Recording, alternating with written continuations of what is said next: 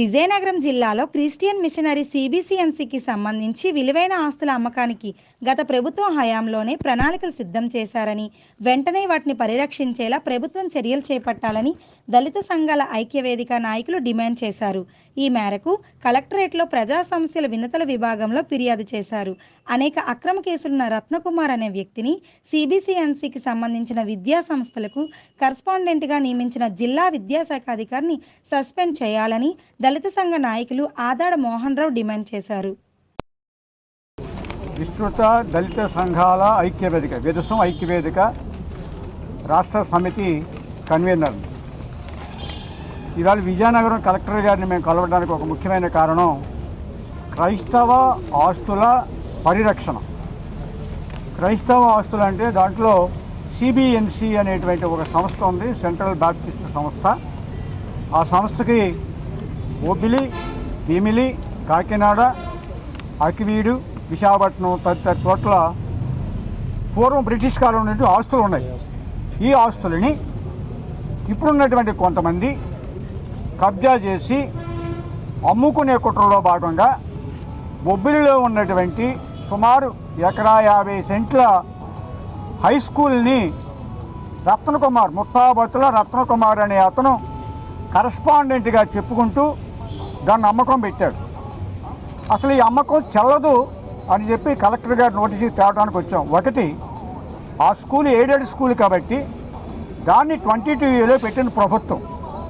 22A ఉన్నటువంటి భూమిని ఈ ప్రభుత్వం ఏర్పడక ముందు గత ప్రభుత్వంతో రాజకీయ సంబంధాలు ఉన్నటువంటి ఈ ముత్తాబత్తుల రత్నకుమార్ అనే అతను ఈ రెవెన్యూ యంత్రాంగం మీద ఒత్తిడి తెచ్చి 22Aను తొలగించాడు. 22Aను తొలగించి ఈవేళ బేరం పెట్టాడు. ఇక రెండవ అంశం, అతను కరస్పాండెంట్గా నియమించబడ్డాడు. కరస్పాండెంట్గా నియమించిన వాడు ఎవరు అంటే దానికి ఈ సంస్థకి కన్వీనర్గా ఉన్నటువంటి యాకబ్. నీ కన్వీనర్ చెల్లదు అని చెప్పి అతను పిటిషన్ వేస్తే కోర్టు డిస్మిస్ చేసింది. అంటే ఉనికిలో లేని కన్వీనర్ యాకబ్ ఇచ్చినటువంటి ఆర్డరు చెల్లదు, ఆ సిఫార్సు చెల్లదు. అటువంటి ఇచ్చినటువంటి సిఫార్సు ఇతను కరస్పాండెంట్గా పెట్టమని యాకబ్ ఇచ్చిన సిఫార్సుని డిఏఓ గారు నియమించాడు. అసలు కన్వీనరే లేడు. లేని కన్వీనర్ ఆర్డర్నేమో డిఈఓ తీసుకొని గ్రీన్ ఇంటి మీద సంతకం పెట్టాడు, కరస్పాండెంట్గా నిర్ణయిస్తాడు. ఆ డిఈఓ గారు నేను ఒక మాట అడగదలుచుకున్నాను. అయ్యా డిఈఓ గారు, ఈ ఎయిడెడ్ స్కూల్స్లో నిర్మించేటువంటి పోస్టులకు సంబంధించి ఆ ఉద్యోగస్తులకు ఉండాలని నియమ నిబంధనలకు సంబంధించి క్లాజ్ నెంబర్ 12, 17లో ఇతని మీద ఏ విధమైనటువంటి క్రిమినల్ కేసులు ఉండకూడదు, ఏవైనా క్రిమినల్ కేసులు ఉన్నాయో లేదో అని చెప్పి పోలీసు వారికి సర్టిఫికేట్ ఇవ్వాలని చెప్పి నిబంధన ఉంది కదా. మీకు కనీసం కళ్ళజోడు పెట్టుకున్నా కనిపిస్తారు కదా, మరి ఎందుకు ఆ నిబంధన మీరు చూడకుండా గ్రీనింగ్తో సంతకం పెట్టారు? ఇది కళ్ళు మూసుకొని ఈ డిఈఓ కుమ్మక్కయ్యి అతను కరస్పాండెంట్గా నియమించాడు. రెండవ అంశం, అతను కరస్పాండెంట్గా ఈ పోలీస్ ఇన్వెస్టిగేషన్ ఎందుకు మేము అడుగుతున్నామంటే అతని మీద 15 కేసులు ఉన్నాయండి. చిన్న చిన్న కేసులు కాదు. 120B తెలుసు కదా, సామూహిక హత్యాకాండతో ప్రభుత్వాన్ని అల్లకల్లోలం చేసేటువంటి నేరాన్ని పాల్పడే వారి మీద పెడతారు 120B. 354 ఆడపిల్లల మీద అఘాయిత్యం, 477 ఆస్తి ఆక్రమణ, 420 420 కేసులు ఉన్నాయి. కాకినాడ ఆర్డీఓ ఇతని మీద ఒక ఆర్డర్ ఇష్యూ చేశాడు. ఇతను సస్పెక్టర్ సీటరు, ఇతని మీద నిరంతరం నిఘా ఉంటుందని అని చెప్పాడు. అటువంటి వ్యక్తి కరస్పాండెంట్గా పనికిరాడు కాబట్టి అతను కరస్పాండెంట్గా తొలగించండి. ఆ భూమిని 22A నుండి తప్పించి అమ్మకం లేకుండా చూడండి. ఆ స్కూల్ మీద ప్రభుత్వ అజమాయిషీ ఉండాలి, special officer నియమించండి.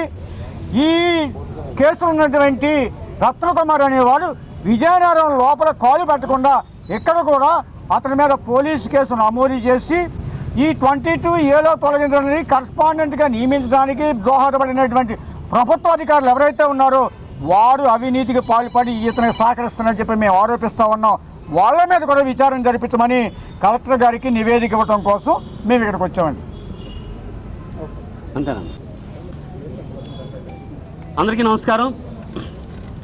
Local DEO without knowledge అంటే ఒక పిటిషనర్ నాయుడు గారు ఇస్తే ఆయన మీద రీసెంట్గా ఒక 3 గ్రీవెన్సల్లో ఇస్తే 3 వారాల క్రితం ఇస్తే ఆయనకే మళ్ళీ ఆ స్కూల్ కరస్పాండెంట్గా ఇమ్మని ప్రిన్సిపల్ సెక్రటరీ గారికి ఒక లెటర్ రాశాడు ఎడ్యుకేషన్ డిపార్ట్మెంట్కి.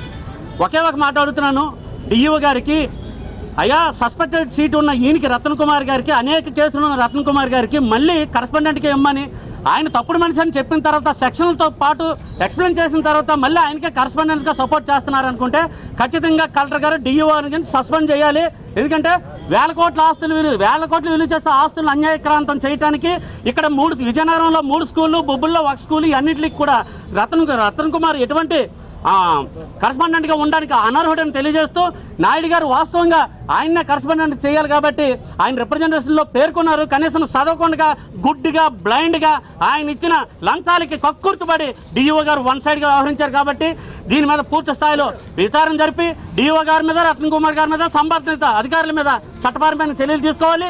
మళ్ళీ ఆస్తులన్నింటినీ కూడా మరి 22A లో చేర్చాలని డిమాండ్ చేస్తా ఉన్నాం.